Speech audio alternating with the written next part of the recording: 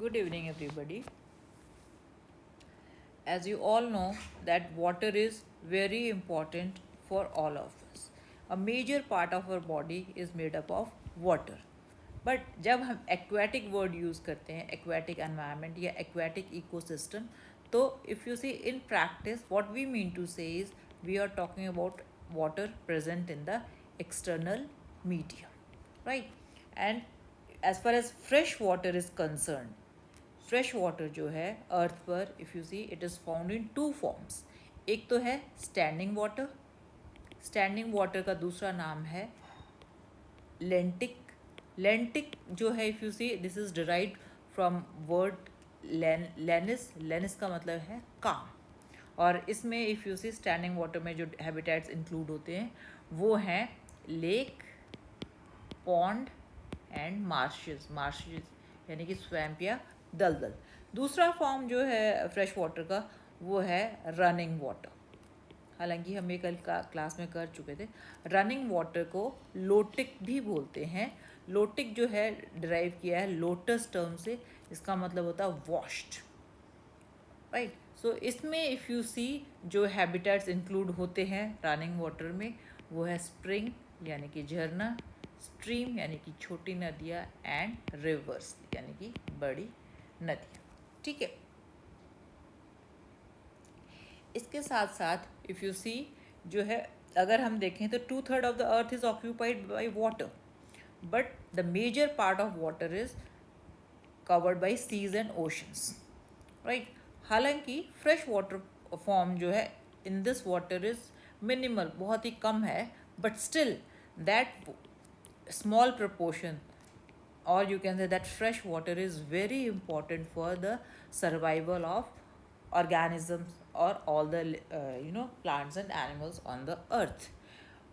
Why it is so important for life to survive?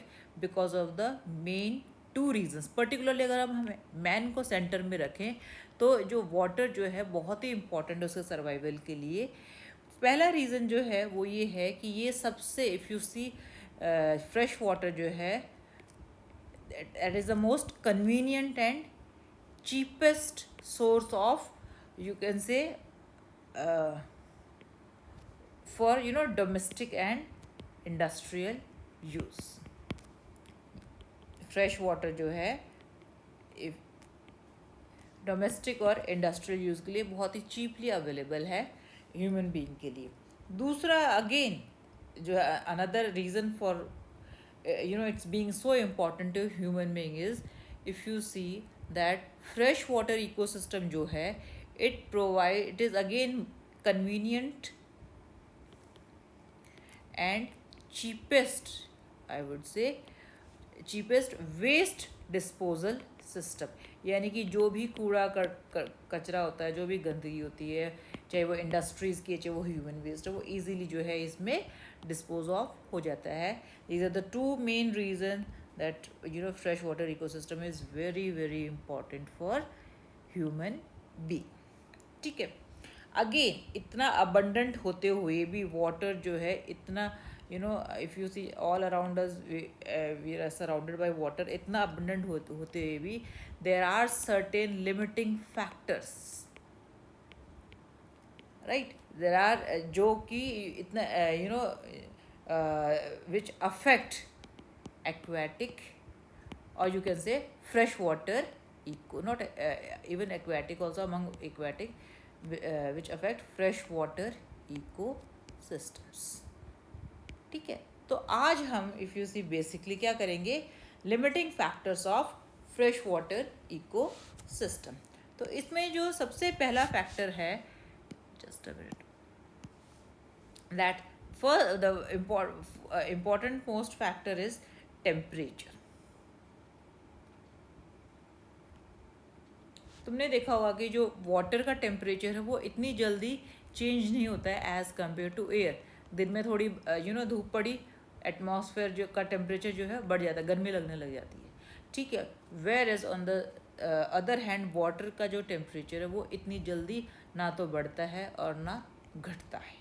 तो water का ये जो टेम्परेचर है में इतना वेरिएशन ना लाना जो है इसके जो है मेन जो है कई कारण है जिससे कि वाटर जो है या तो कांस्टेंट टेम्परेचर पर रहता है या धीरे धीरे उसका टेम्परेचर बढ़ता है या धीरे धीरे उसका टेम्परेचर कम होता है। तो वो फैक्टर्स कौन से हैं जो वाटर के टेम्परेचर को डिटरमाइन करते हैं, उनको हम एक एक देखेंगे।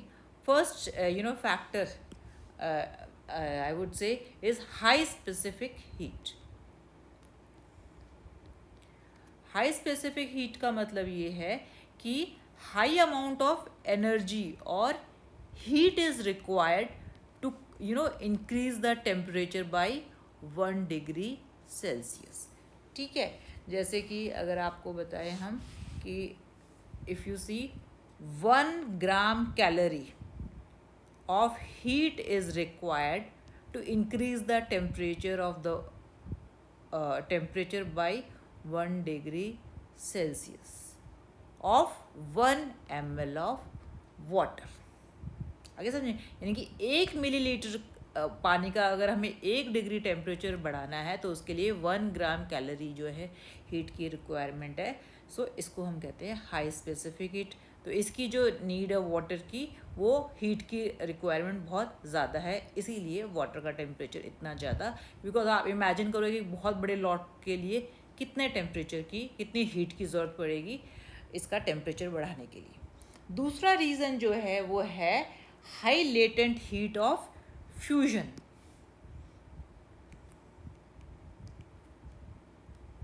हाई क्या? Latent heat of fusion. Latent heat of fusion क्या होती है? अगर आप देखो जो मैटर जो है अलग अलग फॉर्म्स में पाया जाता है, तो अगर हमें मैटर की फॉर्म चेंज करनी है, यानी कि अगर हमें से अब वाटर है, जैसे वो आइस की फॉर्म में सॉलिड से उसको अब हमें अगर लिक्विड में कन्वर्ट करना है, उसके लिए जो है if you see high amount of heat is required. इसको कहते हैं हम high latent heat of fusion. जैसे अगर आप इमेजिन करो कि 1 ग्राम ऑफ आइस है, अगर हमें उसको कन्वर्ट करना है वाटर में, इसके लिए 80 कैलोरीज चाहिए, यानी कि 80 कैलोरीज ऑफ हीट भी यूज़ हो जाएगी और टेम्परेचर भी नहीं बढ़ेगा।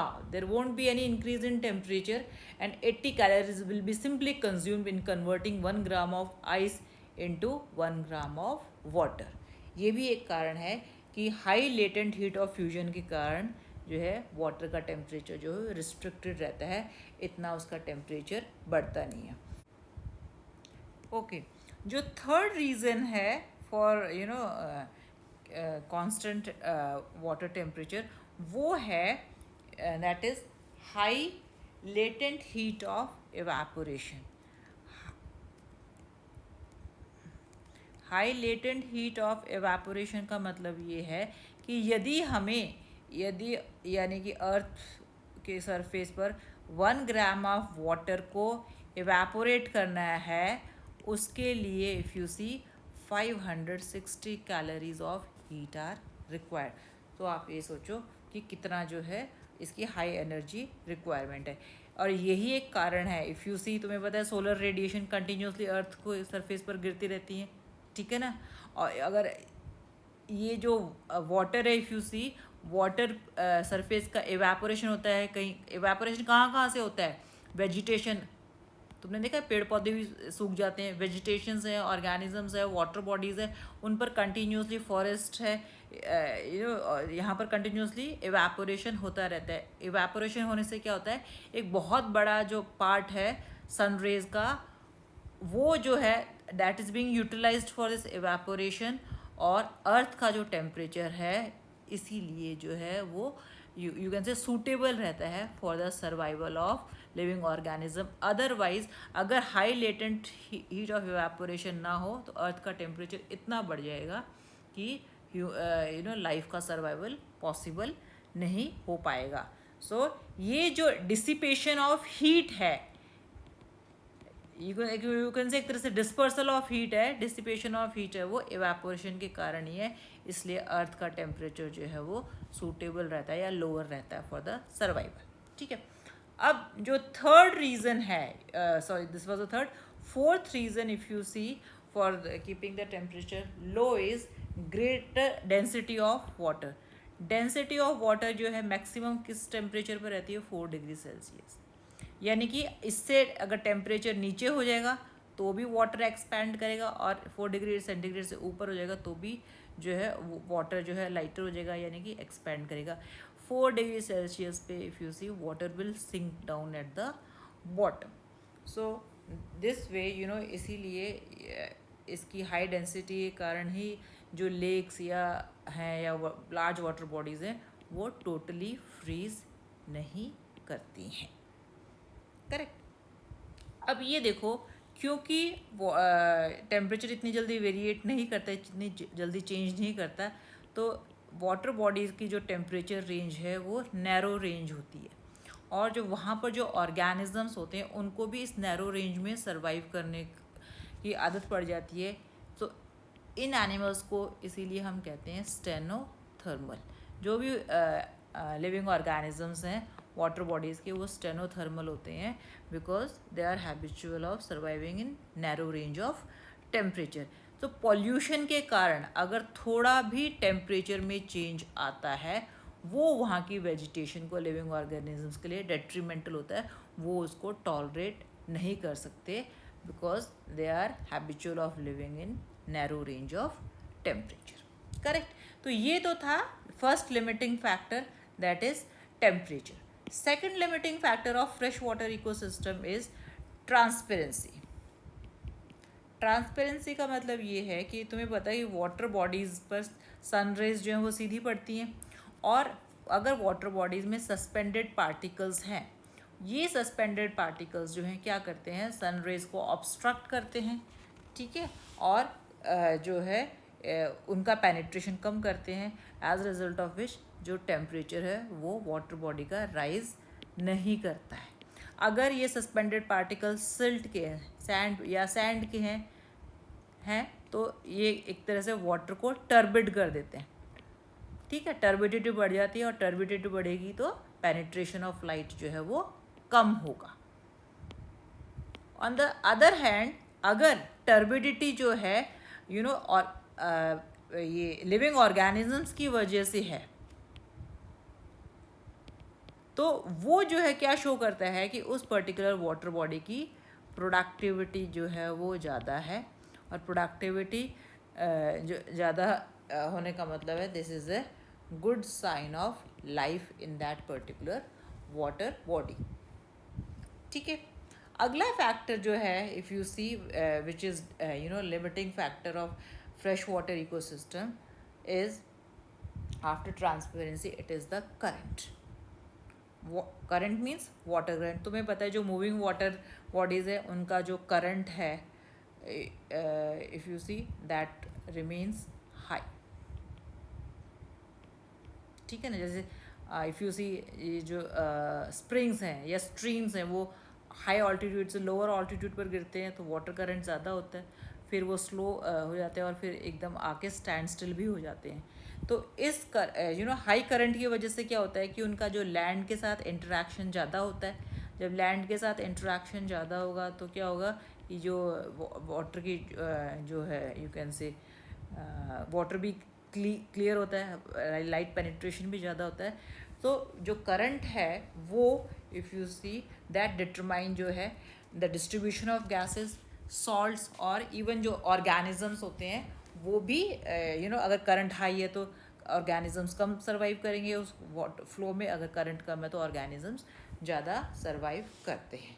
So if you see this is another factor which determines the aquatic ecosystem. Next, if you see limiting factor is concentration of respiratory gases.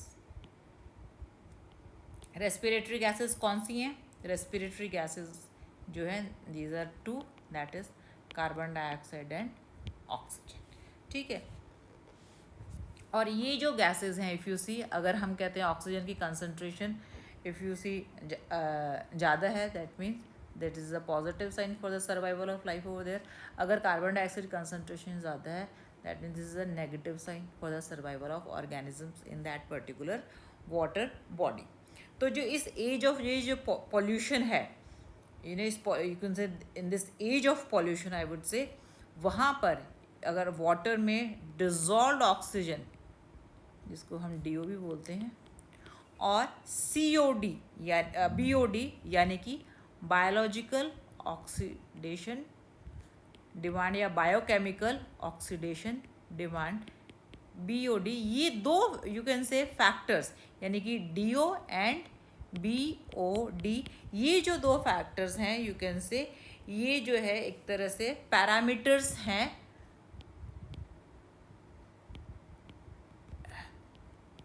For the to check the concentration of respiratory gases.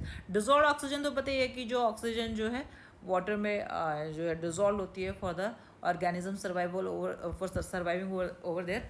What is BOD? Biological oxidation demand. ये oxygen जो है, this is the amount of oxygen consumed by the micro organisms present in the water body.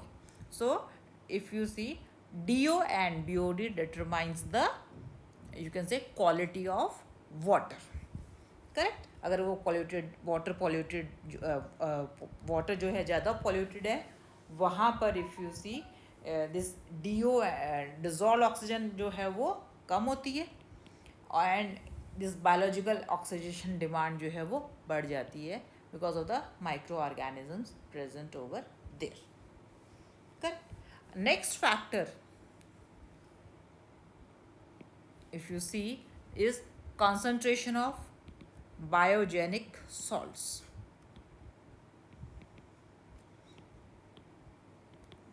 Biogenic salts जो हैं कौन कौन से हैं? If you see, majorly it is the nitrates and phosphates. ये जो है फ्रेश वाटर इकोसिस्टम में major you can say limiting factors है, ठीक है? और otherwise if you see what happens is in case of कई जिन हम कहते हैं कई वाटर बॉडीज जिनका पानी हल्का होता है, उनको हम साइंस की लैंग्वेज में कहेंगे सॉफ्ट वाटर वाटर बॉडीज, और you can say soft water lakes.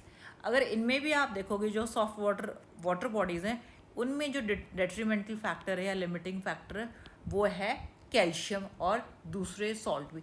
Even जो हार्ड वाटर, सबसे यू कैन से हार्डेस्ट वाटर बॉडी होती है ना फ्रेश वाटर की, उसमें भी अगर आप ये देखोगे सॉल्ट कंसंट्रेशन, वो भी जो है वो 0.5 ग्राम पर 1000 होती है।